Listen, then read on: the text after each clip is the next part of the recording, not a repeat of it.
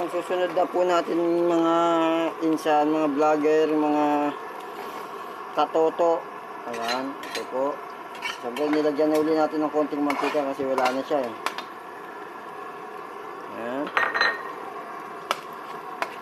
Siyempre susunod na natin yung ating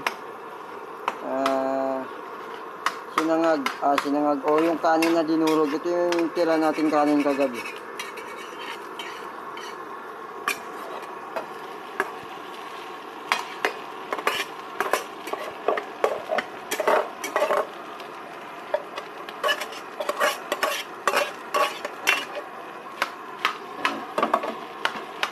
Hot.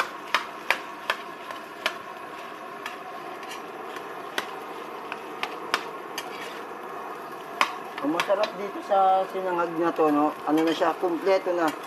Kasi meron ng ulam, meron na rin siyang kanin, o na.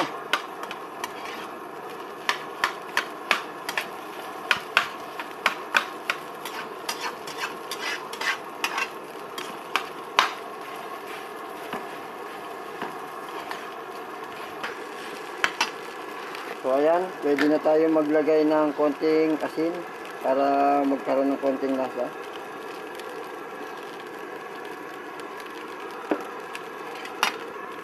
Siyempre, yung ating Maggi Magic Sarap na nagpapasarap ng ating lutuin. Ayan. Ang Maggi Magic Sarap po, pwede po siya sa lahat ng lutuin.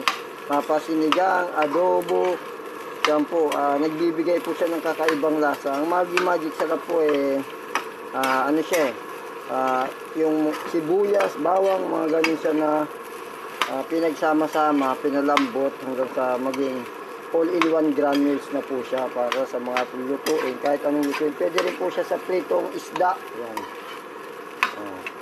So, shout out, good morning kay Maria Cabrera at saka kay Jinjin Saltiga. Pati kay Jerome Nenyaga. Shoutout na rin.